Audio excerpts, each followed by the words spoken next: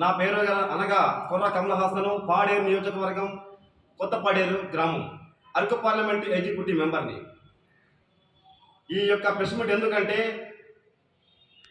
ఇక్కడ ఉన్నటువంటి అరకు కానీ పాడేరు నియోజకవర్గాల రెండు నియోజకవర్గాల్లోనూ కూడా పవన్ కళ్యాణ్ గారు అంటే అపారమైనటువంటి అభిమానులు ఉన్నారు. ఇక్కడ లక్షల కొద్ది అభిమానులు ఉన్నారు. ఇక్కడ అయితే నాయకత్వం లోపం, ఎవరైతే ఇక్కడ నాయకుడిగా వ్యవహరిస్తున్నారో, ఎవరైతే ఇక్కడ ఇన్ఛార్జిగా ఉన్నారో, ఎవరైతే ఇక్కడ రాష్ట్ర జానపద కళల చైర్మన్గా ఉన్నారో, బాధిత పరంగా ఉన్నటువంటి పవన్ కళ్యాణ్ ఆలోచన విధానానికి తగ్గట్టు గంగుల లేరు అని చెప్పి మీడియా ద్వారా మేము తెలియపరుస్తున్నాం.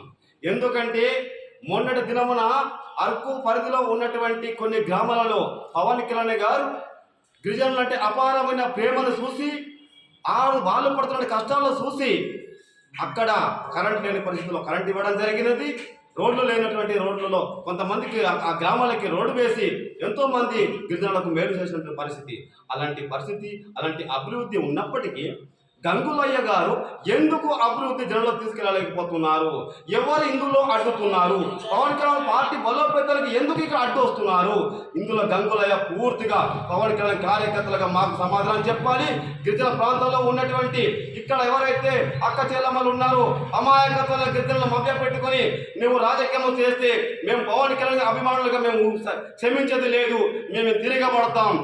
ఈ యొక్క న్యాయంని పవన్ కళ్యాణ్ గారు వెంటనే ఇక్కడ ఉన్నటువంటి గిరిజన ప్రాంతంలో మీరు పెట్టినటువంటి ఇన్ఛార్జి చాలా దారుణమైనటువంటి పరిస్థితి. ఎందుకంటే లక్షలాదిలో ఉన్నటువంటి కార్యకర్తల్ని ఒక ఏకతాటికి ఏక మనసు చేయాలని లేదు ఆయనకి. కాబట్టి అలాంటి వ్యక్తి వల్ల రానున్న రోజుల్లో పార్టీ బలోపేతం శూన్యము. కాబట్టి మీరు ఆయన ప్లేస్లో వేరే మనిషిని ఇక్కడ పెట్టి, వేరే ఇన్ఛార్జిని పెట్టి పవన్ కళ్యాణ్ గారి పార్టీ బలోపేతం దిశగా మీరు అడుగులు వేయాలని పవన్ కళ్యాణ్ గారిని పూర్తిగా మేము విన్నవించుకుంటున్నాం.